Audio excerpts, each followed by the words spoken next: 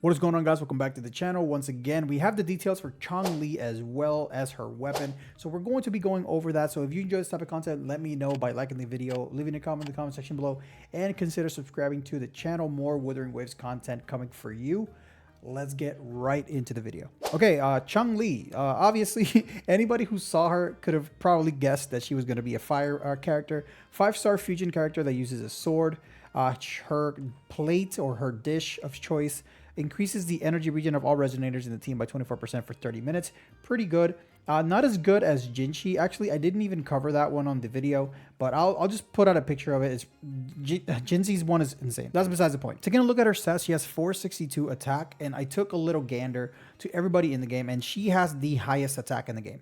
And this is very, very good because the higher we go on levels, the more impact the base attack is going to have. So I guess we won't really see what she can really do until we all reach level 90, or at least somebody reaches level 90. So we can see actually what her attack is going to look like. These are the materials you need to level her up. So if you need this, screenshot it right now. I'm going to make a pre-farm video for Changli as well, so stay tuned for that. Starting with her skills, I did read through it. It's a little confusing, but I'll try my best. So her basic attack performs consecutive 4 attacks, dealing fusion damage after releasing ground basic attack stage 4. So after the 4th basic attack, Changli enters True Sight, and this True Sight, you're going to see it repeatedly along this video, and it's essentially the bread and butter of her kit.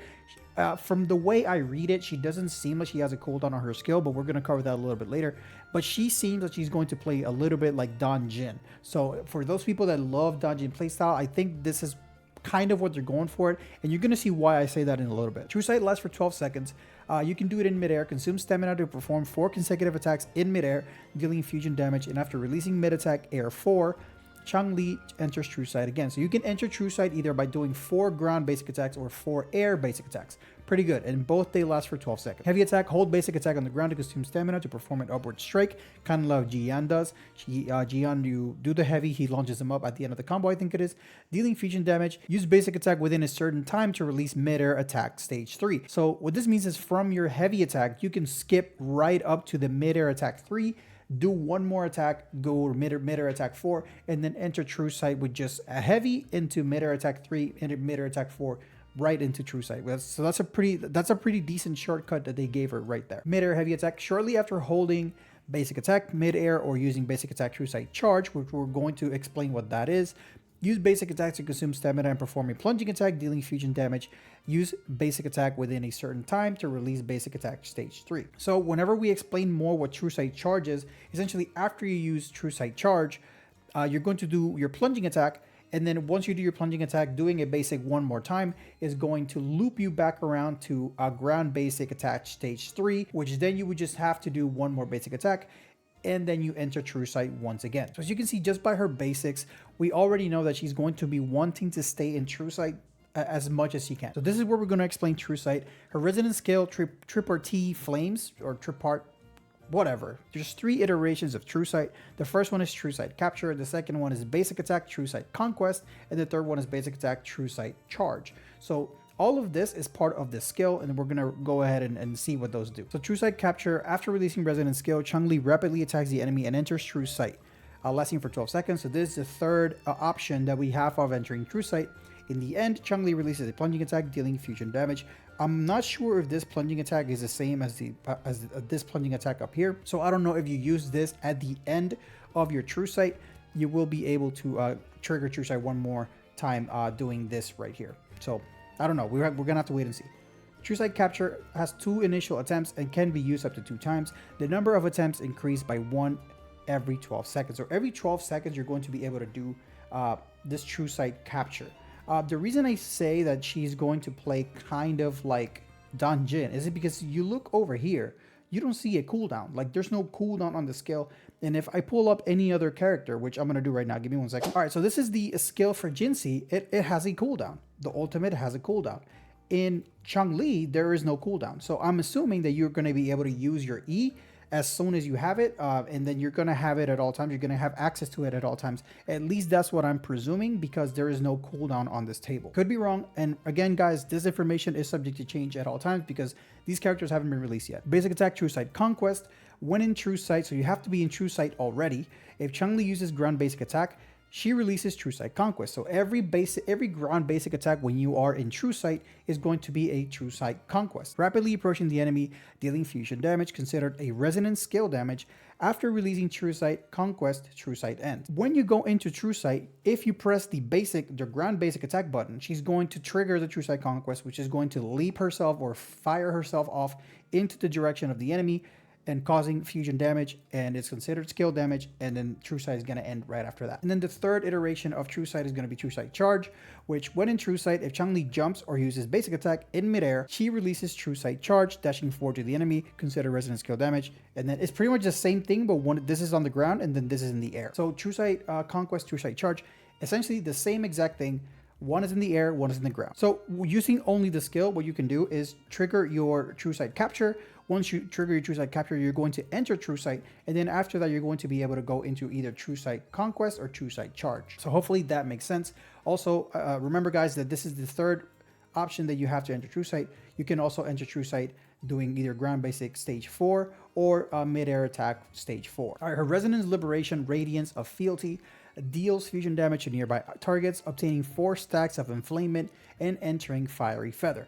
So she has 2 states, Fiery Feather, and what is the other one? True Sight. Fiery Feather, when Changli releases the heavy attack, Flaming Sacrifice, within 10 seconds, her attack is increased by 25, after which Fiery Feather ends. So you're going to do your ultimate, you're going to be entering Fiery Feather, gaining 4 stacks of Enflammement, and then after you do your ultimate, you're going to release a heavy attack that is going to be called Flaming Sacrifice, and then after that, your attack, when you land the Flaming Sacrifice, your attack is going to be increased by 25% for 10 seconds. And then after that, your Fiery Feather ends. That's pretty much what that means. Ult, heavy attack, you get an attack buff. Easy peasy. Her inherent skills, she has 2 of them as well. Secret Strategist, when Changli releases basic attack True Sight Conquest, which is the one on the ground, or basic attack True Sight Charge, which is the one on the air. For each stack of Entanglement, Changli's fusion damage is increased by 5% for each stack. So you have, if you do the ultimate and then you go into that, you already have a 20% fusion damage increase because you have 4 stacks up here and then you increase it by 5 per stack. I don't know what the max stacks are,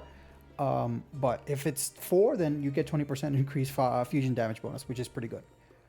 The inherent skill, Sweeping Force, when Changli releases heavy attack, Flaming Sacrifice, which again, to remember, Flaming Sacrifice is the heavy attack after you do the ultimate, or Resonance Liberation, Radiance of Fealty. So after you either trigger your ultimate or you do the heavy attack after you did your ultimate, Changli's fusion damage bonus is increased by 20%, and Changli ignores 15% of target's defense when dealing damage. This window of damage where you increase your own fusion damage by an extra 20% on top of the 20% from this, and then you also ignore 15% defense, this is going to do so much damage. Like when you trigger this defense down with this 20% extra fusion damage bonus, you're going to be doing an insane amount of damage. Like I don't think we have a defense ignoring or defense reduction skill in the game as of yet, or maybe I just don't know about it. But usually when you have defense reductions in games, it usually translates to a lot of damage. Now her intro skill, Obedience of Rules, Changli appears in midair, attacks the target, and enters True Sight for 12 seconds. So look at that, 4 different ways of entering True Sight, and the easiest one is definitely the intro skill. So there you go, you enter the fight, you're already in True Sight. Outro skill, this outro skill is actually insane, guys, especially for my Encore mains and my Chisha mains. You guys are gonna be damn. Changli's outro skill increases the switched in resonator's fusion damage by 20% and the resonance liberation by 25%, lasting for 10 seconds or until they're switched out, right? This is insanely strong for Shisha and insanely strong for Encore. I don't know, honestly, I don't know much about Encore. I haven't dove into that character yet, but 20% fusion damage by 20% and resonance liberation damage by 25%. If you're doing a fusion resonance liberation like Shisha, and I'm assuming Encore also, I don't know if her ultimate, while she's in her ultimate, she counts as resonance liberation, but if she does, this is a 45% damage increase on fusion damage. That's insanely high. That's really, really good. So Shisha mains and Encore mains, you guys are going to be eaten with Changli. And then Forte Circuit, Flaming Vow, Heavy Attack, Flaming Sacrifice. When releasing Heavy Attack, if Changli carries 4 stacks of Enflammement, she consumes all stacks of Enflammement to release Flaming Sacrifice. So she releases every. So this, we already covered this. This is the Heavy Attack after you do your ultimate. Dealing fusion damage considered as resonant skill damage. Now, Enflammement, Changli can hold up to 4 stacks, so that's the max.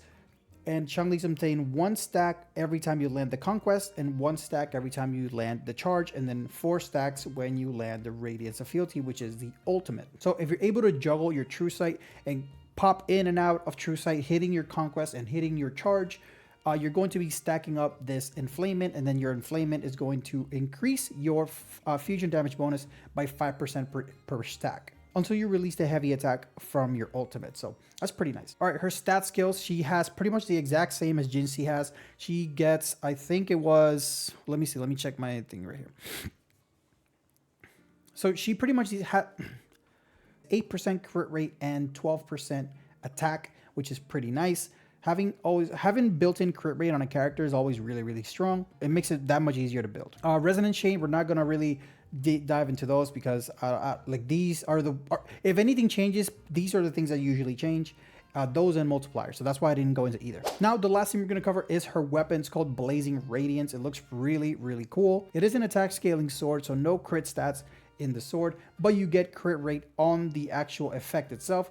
If you have 1 copy, you get 8% crit rate, which is pretty strong. It's really good. Upon dealing damage, increases Searing Feather by 1 stack, gaining 1 stack every half a second. When Resonance skill is released, increases Searing Feather by an extra 5 stacks. Each stack of Searing Feather increases Resonance scale damage bonus by 4%. And you can stack this up to 14 times. So if you have max stacks, the scale damage bonus is going to increase by about, what is that? 56%. So your Resonance scale damage bonus is going to increase by 56% at max stacks. And after reaching 14 stacks of Searing Feather, all stacks reset within 10 seconds. So once you reach the 14 stacks, you have a 10-second window to abuse that Resonance scale damage bonus and pretty much cook your enemy, because she's going to be doing an insane amount of damage. So let me know what you guys think about Changli. I think Encore mains and Shisha mains are going to be eating. They're going to be really happy about this kit because she's also a kind of a pseudo support for them. So let me know what you guys think in the comment section below. And until next time, guys, see ya.